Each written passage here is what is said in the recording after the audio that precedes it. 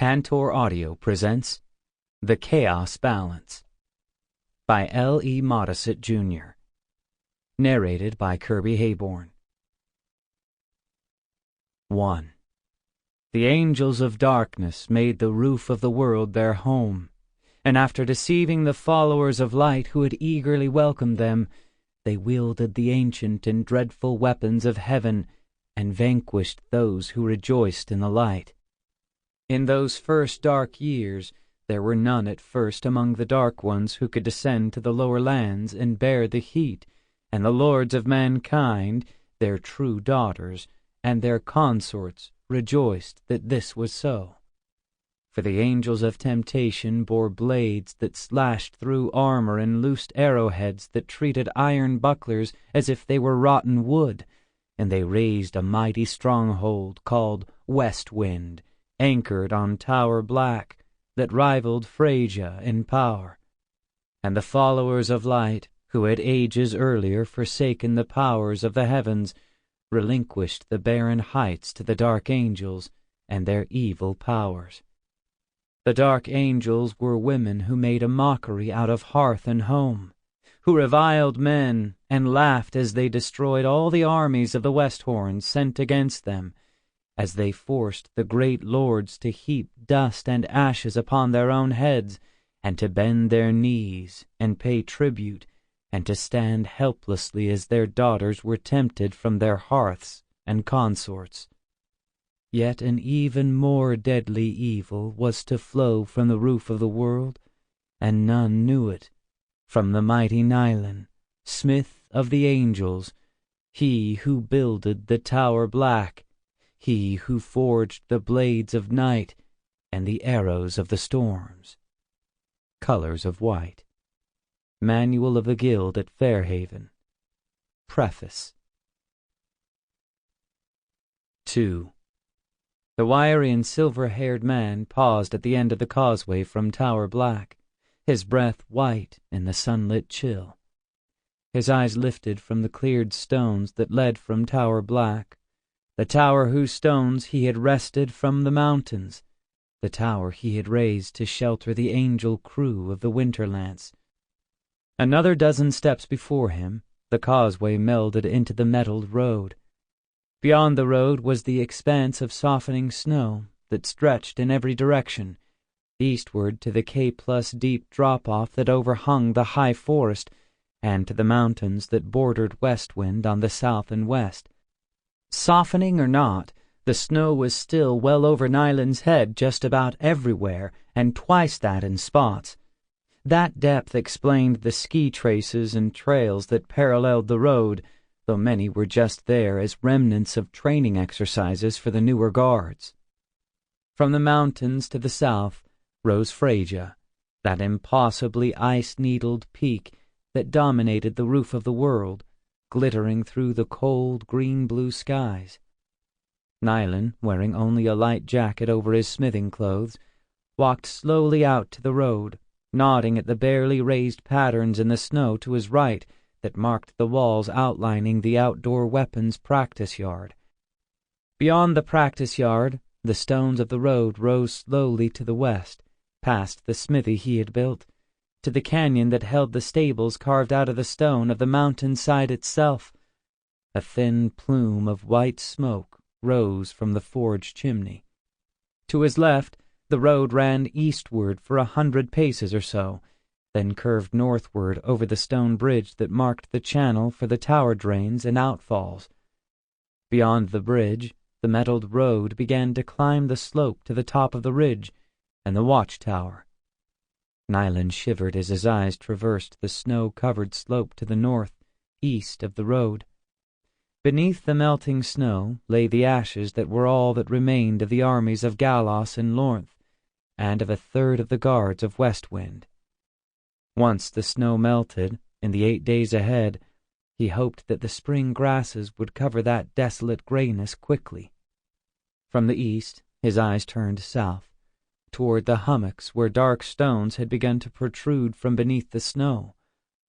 3 large cairns, and 22 individual cairns, bore witness to the harshness of 2 years of struggle against the lords of Candar and the roof of the world itself. Yet Tower Black held more than the 9 survivors of the 31 from the Winterlance who had made planetfall. More than 200 filled the 6 levels of the Black Stone Tower, most of them women and refugees who had sought a new life on the roof of the world. Of the 7 ship's officers, there remained 4, Ryba, Nylan, Saren, and Ayrlyn. Of the 24 elite Marines, 5 remained: Holdran, Lysel, Istril, Sirit, and Wyndra. Outside of Darren, the blond young standard-bearer from Galos who had been wounded on the north side of the ridge and protected by Chryessa, no one wanted to cross the Spitfire from Lornth. Nylan was the only adult male remaining in Westwind, scarcely surprising given Ryba's distrust of most men. He began to walk uphill between the heaps of snow and ice that flanked the road toward the smithy. Until an 8 day earlier, the road itself had been covered with that ice and snow, packed into a thick crust, but with midday temperatures slightly above freezing, Saren had had the guards clear the sections near the tower, extending the cleared areas daily, as much to begin physically conditioning the upper bodies of refugees as for the need to return the road to the condition necessary for the timber carts that would begin to roll once the way to the high forests below Westwind was clear. The smith frowned as he turned off the road and crossed the packed snow to the door of the smithy. This winter there had been enough wood for the furnaces and for hot water in the bathhouse, unlike the first winter on the roof of the world. They'd still had to slaughter some of the sheep for lack of fodder, but only a few. Nylan eased open the smithy door, closing it behind him, before he spoke to Holdran. "You were up here early." "It was noisy this morning. Daphne was howling, and neither Sirit nor Istril could quiet her. So," the stocky blonde guard beside the forge shrugged, "all 3 were awake. Yours, thank darkness, don't howl. They just babble. But I don't sleep that well with babbling." "I'm sorry, Holdran." "It isn't your fault. Istril keeps telling me that, as if every guard doesn't know it." "She didn't have—" "Sir, you're not perfect, and neither is the Marshal, but between the 2 of you, you've saved us and a lot of women on this forsaken planet. No one else could have designed and built Tower Black." Nylan reached for the leather apron. "Not much left in the way of charcoal." The stocky Holdran fed another set of short logs to the forge fire. "We're back to starting with wood coals. Saren said the wood crews could do a charcoal burn early this spring. She's got enough bodies." "Warm bodies we've got," Holdran snorted. "Trained guards we don't. And 2 of the best are Sirit and Istril." She broke off. I know. And Nylan did. Both the silver-haired guards had children less than a year old, and both children were his, through Ryba's manipulation of the last residue of angel high technology. He tightened his lips. While he loathed both Kylin and Werrel, and Dilius, his daughter by Ryba, having been an involuntary and ignorant stud, still grated on his nerves. Yet what could he do? He had to admit Ryba had been right about the cultures that surrounded them, and angels weren't exactly welcomed anywhere. Nor did he feel right even thinking about leaving his children, whether he'd been an involuntary stud or not. Yet Ryba was getting harder and harder to take, and each day felt like a balancing act. Ryba, former captain of the UFF Winterlance, was now Marshal of Westwind, and undisputed ruler of that chunk of the Westhorns known as the Roof of the World, a land so high and cold that very few of the locals could survive more than short stretches outside in full winter. Then Ryba and all of the surviving ship's marines, now the guards of Westwind, were full-blooded Cybran, born to an even colder heritage than the Roof of the World, unlike Nylan and Ayrlyn. Nylan shook his head and removed his jacket, hanging it on one of the wooden pegs beside the front double doors. Reminiscing and mentally complaining wouldn't forge blades, and Ryba wanted more of the deadly weapons he had developed. For her all-too-accurate visions indicated that, in the seasons and years ahead, scores of women would seek out the refuge that Westwind had become. Was that his destiny?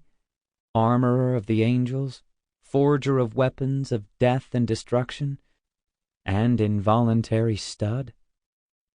So far he'd avoided repeating that, since the great battle, but he could feel the pressure building. The smith took the flat and crude shovel formed from lander alloys and eased the scarce charcoal from the basket across the forge coals. He nodded to Huldran, and the blond guard pumped the great bellows while Nylan took out his hammers and a strip of lander alloy. Not that there was much left, but he would use it while he could. Then he'd have to figure out another way to make high-quality blades, if he could.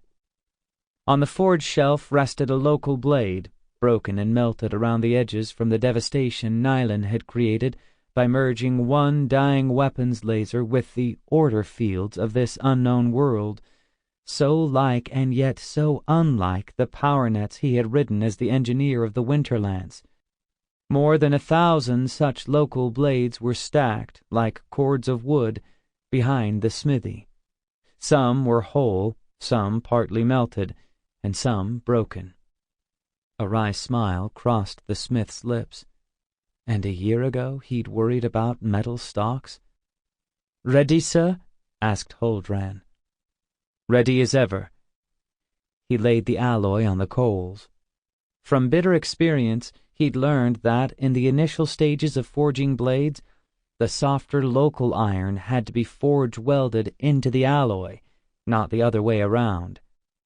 By the time the midday chimes rang from the tower, they had managed to flatten the iron of the local blade into the strip of alloy, flattened the mixed metals, fold them and flatten them once, twice, and 3 times, then yet again. A dozen or more such fold-weld flattenings, and Nylan would have metal ready to forge into a blade itself. He knew that even more of the pattern welding would have been better, but time was short, and Ryba less than perfectly patient. In any case, the later forge steps would go more quickly. All winter long, he and Huldran had forged blades, spurred on by Ryba's insistence that every guard, every recruit, should have at least 2 of the short swords that were equally deadly as blades or missiles. All of the blades were essentially modified copies of the pair that Ryba had brought down from the Winterlance, the Cybran nomad blades the marshal and former captain of the angel ship had carried and practiced with throughout her service career. "I'll bank the coal, sir. Not that we've much to bank." "You up to starting one of your own this afternoon?" "Why not?" "Then dump some logs on the fire." Huldran grinned. "You going to practice after you eat?" "That's dangerous." "I'll be careful." Either Saren or Istrel or Sirit would single him out. He and Ryba avoided practicing skills against each other. There was too much resentment there for it to be safe for either of them. Nylan racked the hammers and checked the metal blank that would soon be another deadly short sword, then eased on his jacket before heading out of the smithy and down toward the tower. A handful of newer guards, led by Murkasa, one of the first locals to seek out Westwind, walked swiftly down from the canyon that held livestock and mounts, but they were several hundred paces up the road from the smithy. The round-faced and brown-haired guard lifted a hand in greeting, and Nylan returned it before turning onto the road. Nylan had barely cooled off before he stepped through the main door to Tower Black. He squinted in the far dimmer light of the tower, but took a deep breath of the fresh-baked dark bread that Blinnell did so well, and the aroma of something else. The mint-spiced stew, he thought, probably created around the remnants of the deer that Ayrlyn had brought in 2 days earlier, after the light dusting of snow from a spring storm. "Nylan?" Istrel, carrying her son Werrell in her arms, motioned from the de facto nursery on the left side of the tower entry area. He turned and crossed the stones of the entry hall. Her face was slightly flushed, as though she had been outside in the cold. Werrell's face was also red. "You were outside?" Nylan asked. "We walked up to the stables with Sirit and Ayrlyn. Idral went with us, but she was cold the whole way. Ayrlyn and Werrell just babbled the whole time." Istrel grinned down at her son. "The cold like this doesn't bother him at all." "With what you wrapped him in, I imagine not." "I am glad you got another snowcat. Once I have it tanned, it will make a good parka." "For a year or two," Nylan laughed. "Dah!" offered Werrell, thrusting a chubby hand toward his father. "Dah to you too," returned Nylan, taking his son, and still half wondering at the circumstances that had resulted in 3 of the 4 infants in Westwind being his, when he'd only slept with Ryba at that time. "We'll have 5 more lambs," the silver-haired Istrel announced quietly. "Practicing your healing again?" Werrell tugged at Nylan's index finger, his grip firm. Nylan smiled at his son. "The more healers, the better. You and Ayrlyn can't do it all, and what happens if you're hurt, like in the big battle with the Lornians and the Golossians?" asked Istrel. "I was glad you'd practiced." "So was the Marshal. Her arm was a mess." "You wouldn't know it now." "She used to get tired faster when she practiced blades, but she's almost over that now," noted Istrel. "Slow, she's faster than anyone else." "Except you and Seren. You're as fast as she is, but you don't like to go for the kill. Seren's even more of a killer than the Marshal." Istrel held out her arms for Werrell. "You need to eat. He's eaten." "What about you?" asked Nylan, as he handed his son back to Istrel, disengaging Werrell's fingers from his own index finger. "Antil will watch him while I eat." Istrel smiled warmly and carried their silver-haired son back to the nursery.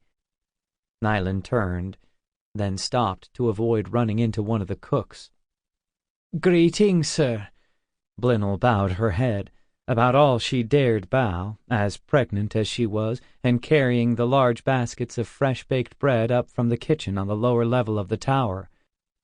Nylan had no doubts about the father. Blinnell had worshipped Rellan before the one-armed man had slipped out of Westwind 1 step ahead of a vengeful Ryba, and Rellan had worried a lot about the cook, pretty but timid, and one of the few women in Westwind with no desire to lift a blade against the majority of men in Candar. After following Blinnell past the lower tables, Nylan slipped around her and into the space at the end of the bench at the first table, the position that had always been his. The hearth to his right was dark, but between the warmth that drifted up from the kitchen on the level below and the residual heat from the wood-fired furnace, the high-ceilinged room was warm enough. Seren sat across from Nylan, while Huldran eased onto the bench on Nylan's left. Ayrlyn, her flame-red hair seemingly glinting with its own light, slipped onto the bench across from the smith engineer. Even before Nylan poured the steaming tea in his mug, Ryba sat down at the end of the table in the only chair in the great hall. "How is the forging coming?" she asked politely. "We're working on 2 more blades," he answered.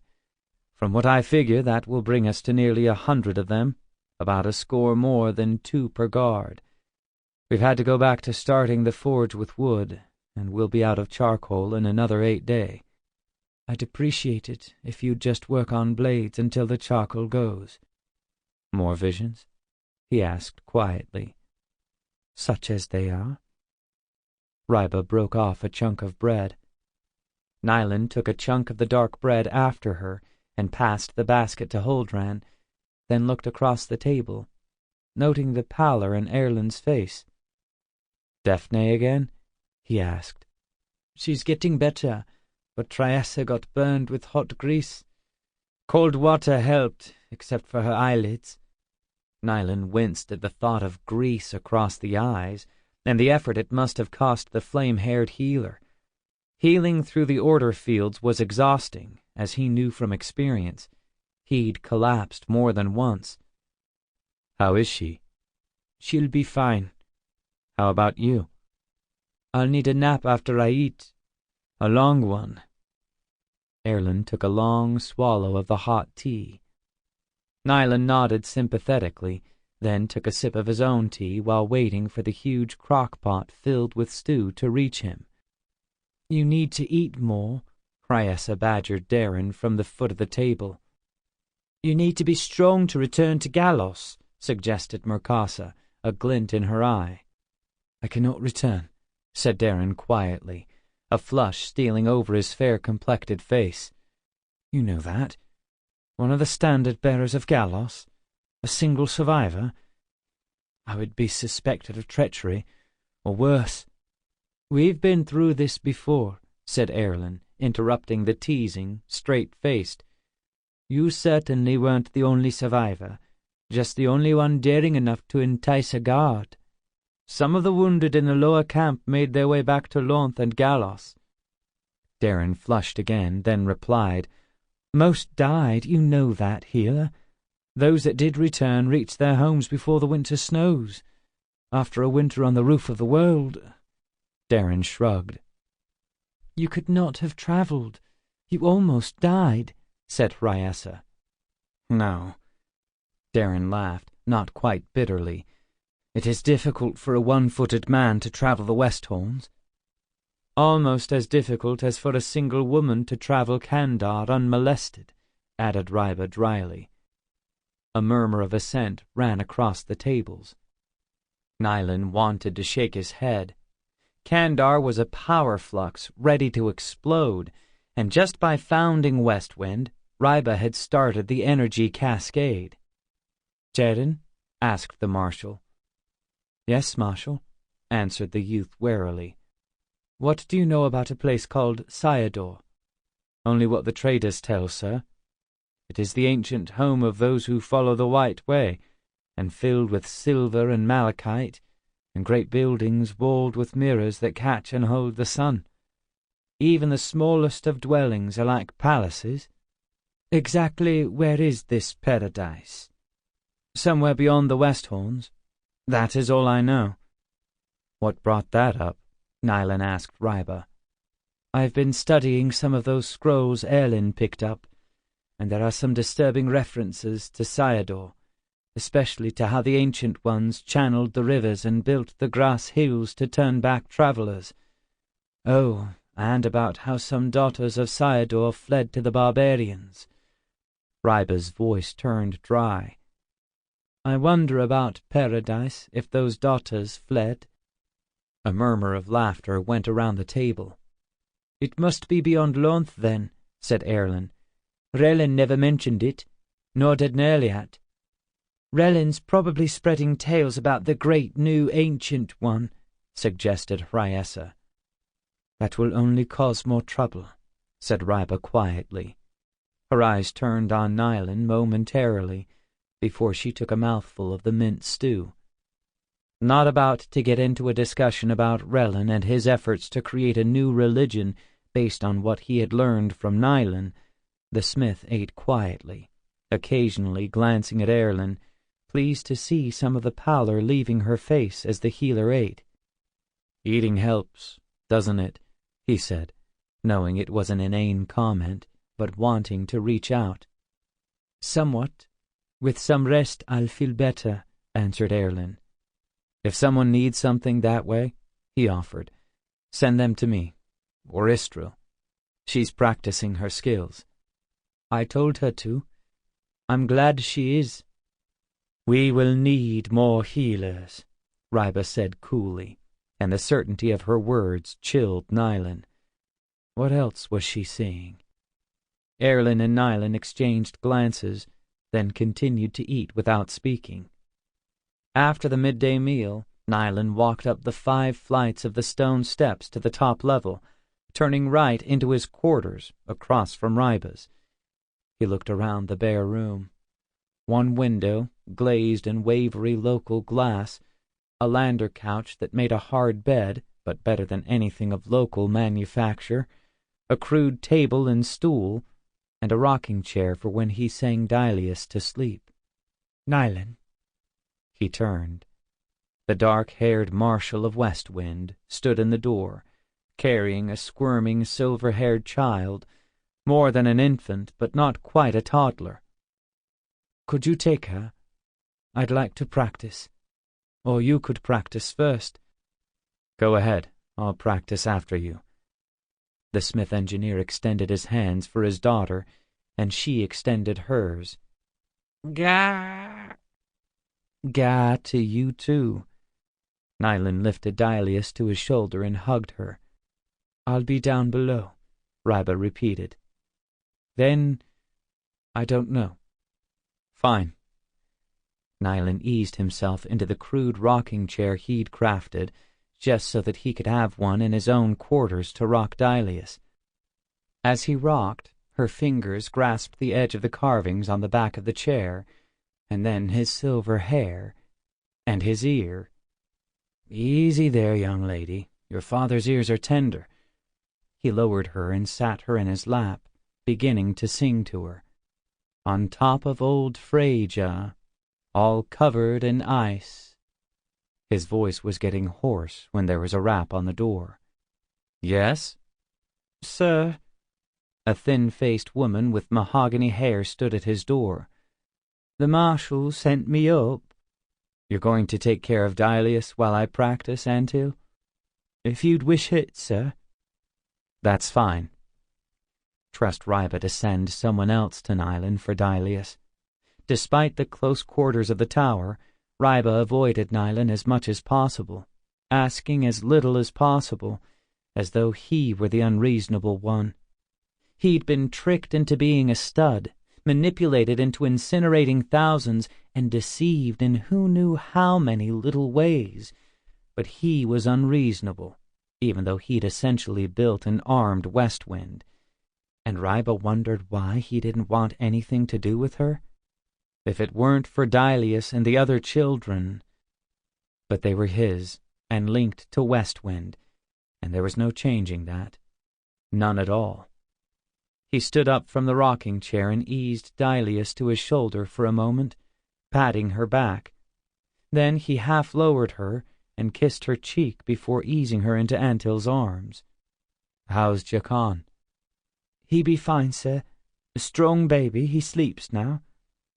With a broad smile, the brunette turned and headed down the stone steps of the tower. Nylan stripped off his jacket and headed down the steps to the dimness of the 5th level, where practicing was a contest not only against his partner, but against the gloom and uncertain lighting. Ryba claimed that blades were as much feel as vision, and perhaps she was right.